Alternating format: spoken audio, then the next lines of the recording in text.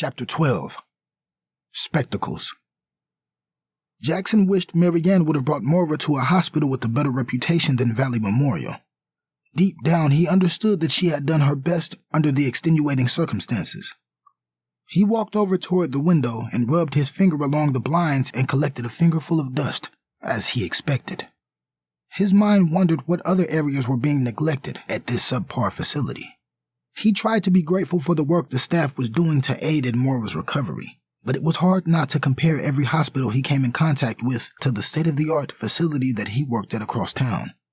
He couldn't wait until Moira was stable so that he could put her in the hands of a care team that he trusted. Moira lay motionless on her left side. She wrapped her arms tightly around her pillow as a toddler would their favorite teddy bear. Jackson had a seat in the small and uncomfortable rocking chair by her bed. She knew it was her father by the sweet yet subtle cologne that he wore. She hugged her pillow tighter. Jackson put on his specs and reviewed the notes on her chart. He placed it back at the foot of her bed and lifted Moira's wrist to check her pulse. It was strong and stable. "Moira," Jackson called. She turned toward her father. Her eyes were bloodshot red and swollen from the incessant weeping. Seeing his daughter in this vulnerable state caused a sudden rush of compassion to wash over him. He held her hand. At first, Moira pulled away, but as he gently stroked her hand, she stopped fighting and allowed him to comfort her. They stared at each other in silence. Jackson's mind drifted to some of his most memorable moments he had shared with his daughter. He recalled the time he took her to the park to teach her how to ride a bike. She refused his help, determined to figure it out on her own. He reminisced on the times they would get ice cream on Sunday after church. He always had to eat half of it to keep it from melting and dripping onto her Sunday dress. It was at times like these he questioned whether leaving Mary Ann was the right decision. He wondered if his relationships with his daughters would be healthier if he had made a better choice. He scooted his chair toward Moira and leaned in close. "Can I share something with you that I have only confided to your mother?" Curious, Moira sat up straight, nodded her head, and gave him her undivided attention. "My father, Alan Morris Manning, left us when I was a little boy. I was about 12 when it happened. One day, I ran home from school to show my father I had received an A on my math test. But when I arrived home, I saw police cars parked in front of the house. When I walked in the house, my mother was crying at the kitchen table. The night before, I stayed at my friend's house, so I didn't know that when she woke up that morning, my father wasn't by her side. My mother didn't normally worry because my father, a musician, often traveled to provide a living for us. But when she woke up that morning and he wasn't there, she was concerned. Not because he was gone, but because he left without his wallet, clothes, and his favorite suitcase. He always left an itinerary of where he would be, but this time, he didn't leave one. He just left without telling us anything. The police told her that she would have to wait a few days before she could file a missing persons report. Then they just left me with my mother as she cried her eyes out at the table. Every night, when he was away playing for some of the biggest jazz musicians, he would call at 8 o'clock on the dot. He would sing and play the piano for me. I can still remember sitting on the piano bench with him as he created melodies. Those were some of the best memories of my life. After his abrupt departure, I promised my mom that he would call. I assured her it was a mix-up and that he would get in touch with us. That night, we both waited by the phone until 8 o'clock, but there was no call. After about a month of waiting for his phone call, I grew tired of seeing my mother cry, so we stopped waiting. As the years progressed, my mother began to forget things. At first, it was small things, like not locking the door or the television program we watched the night prior.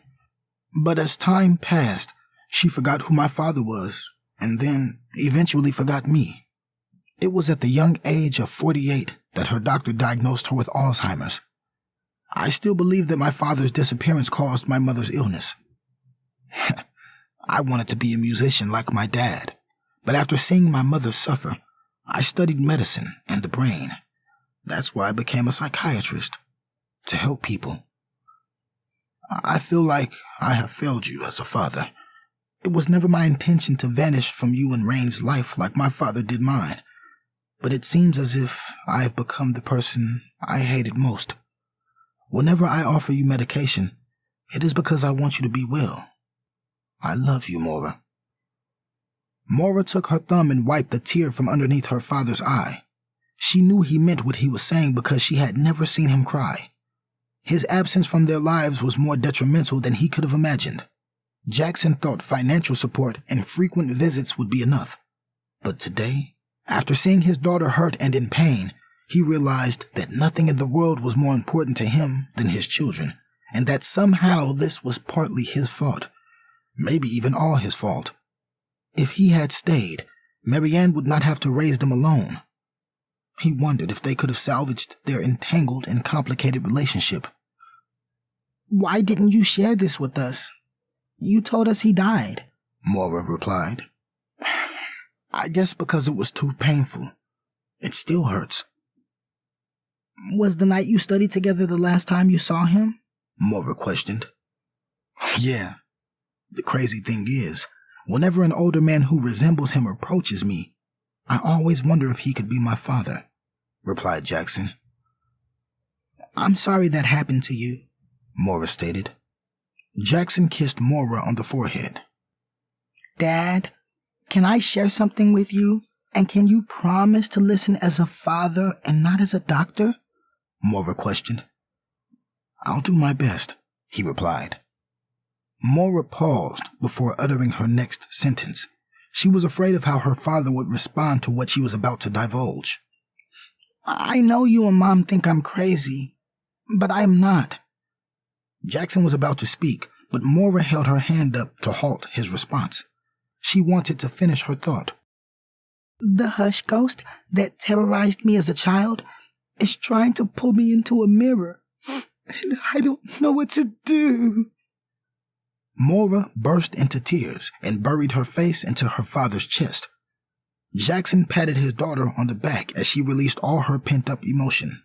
When she was finished, she wiped her nose on her sleeve and waited for her father to respond. "When is the first time you saw this hush ghost in the mirror?" Jackson asked. "Today at school in the girls' bathroom," she replied. Tiny goosebumps formed all over her body as a frosty chill swept through the room.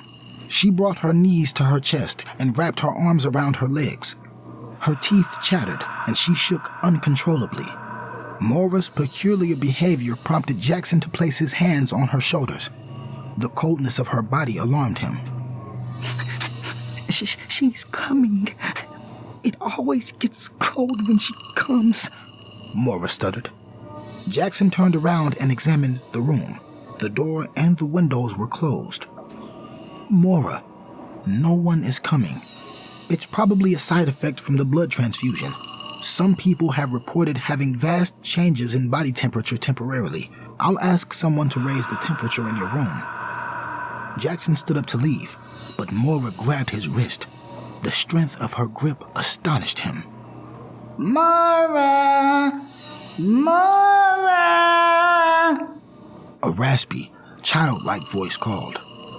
Maura dropped the covers and wrapped herself around her father's arm. "Did you hear the voice?" Maura stammered. "What voice?" Jackson asked. "Sticks and stones rarely break bones, but your evil thoughts will make me harm you," the raspy, childlike voice chanted. Maura stepped out of her bed, prepared to run as far away from the voice as possible. Jackson kneeled down until his eyes were parallel with Maura's. He slid his gold-trimmed round spectacles up his narrow nose and placed one of his hands on each side of Maura's face. "Breathe, Maura. Just breathe." Maura closed her eyes. She took long breaths in and slow breaths out. Her demeanor calmed. When she opened her eyes, she saw a small silhouette figure within the left lens of her father's glasses. She rubbed her eyes and shook her head to ensure her eyes were not playing tricks on her. They weren't. Maura knew exactly who it was when she saw her hands rise from the side of her body and those oily yellow fingernails reached toward her. Moira released an ear-piercing scream, smacked the glasses off Jackson's face, and ran toward the door. Jackson fell back and grabbed the bottom of Moira's hospital gown before she left the hospital room. He held Moira with one hand while he reached for the panic button on the side of the bed. Seconds later, a rotund woman with light peach-colored skin walked in and saw Moira tussling with her father. She pressed the intercom button. I need backup in room 126. I have an unstable patient, she called. A male nurse entered Moira's room with a long needle in his hand. One nurse held Moira down, while the other tried to administer a sedative, but it was a challenge trying to dodge swinging arms and kicking feet.